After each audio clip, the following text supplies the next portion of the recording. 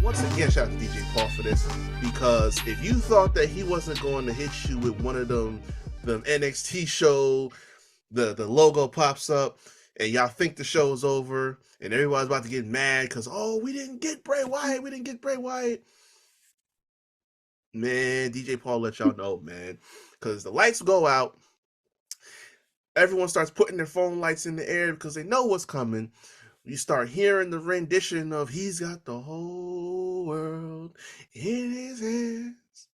And then you see in the crowd a multitude of characters, human characters now, in the form of the Firefly's Funhouse characters. First, Mercy the Buzzard, Huskus the Pig Boy.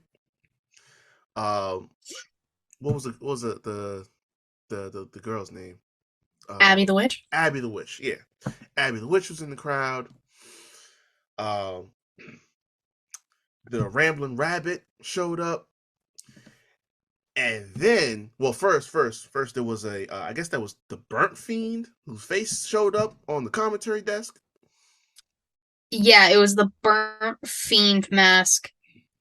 After I can't remember like the order they showed everything. Yeah. It was either they showed the burnt mask on commentary first, and then they showed like the Fiend in the crowd, or it was switched.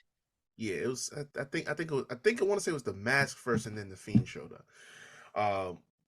Yeah, then the Fiend is in the crowd, and everyone had the first really big pop, and then of course they go through, take us through the Firefly Funhouse. It's all dark and decrepit. You got cobwebs all over the place. It looks like it's been like a horror crime scene that's been locked up for years. And basically, they're letting us know that this is kind of, shedding the skin of all those old gimmicks.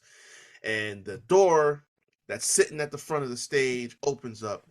You see that lantern walking through, this masked individual.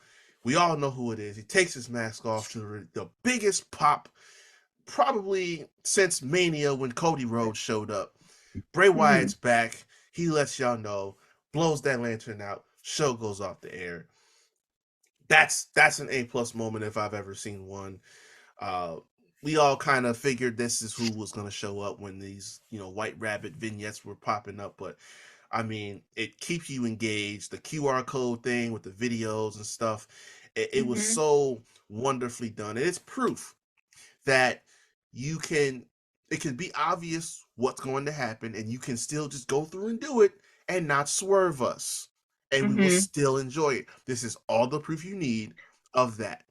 Yes, we know who it is, or have a good idea who it is, but you can still continue to build up to it and create, some enjoyable moments for us. We create all these riddles that we can look at and, speculate about and stuff like that.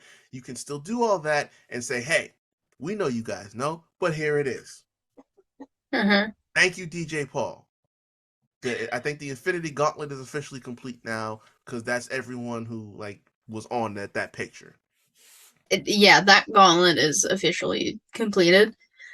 I get chills talking about everything that happened with Bray at Extreme Rules, but watching it again, entire body goosebumps, because it is so well done. It has been months and months of this build with these QR codes, this White Rabbit stuff, keeping everyone online engaged, which is something smart that they've done. And like you said, we knew, or we had a very strong inkling that it was Bray Wyatt. If it wouldn't have been Bray, I would have thrown hands. But it was, because now we have more questions. We have, are the characters actual people, or were they just there for the night? Right. The QR codes are still happening. There was one on Raw. Bray deserved that pop so much. This man he is one of the most creative minds in wrestling right now. Everywhere. Any company, anything. That is one of the most creative people I've ever seen in my entire life. I got him And number one right now. like he has to be, because it like he has like that new like black phone type mask that he's kind of Hmm. wearing, which creeps me out.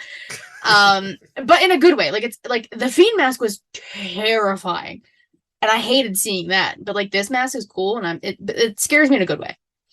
Um, but I just love this moment so fucking much.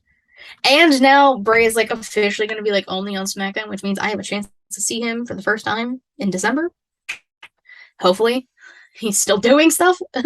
But it is one of the coolest moments I have seen in so long. I screamed, I gasped, I was sitting here in awe for the entire like 10 minutes that entire segment was. And I'm really sick of people comparing the pops.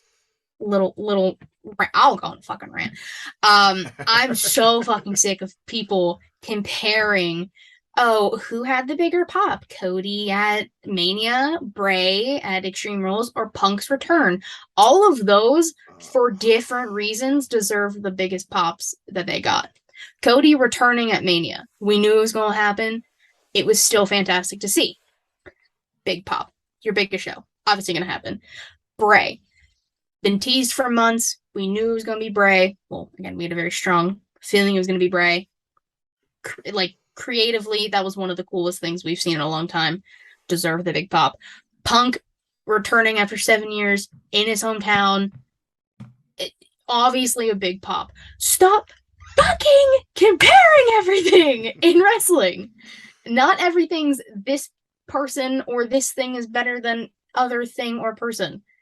Just enjoy the moments that we're getting. It doesn't fucking matter. I can't stand the internet sometimes. This is why we can't have nice things. Literally why we can't have nice things.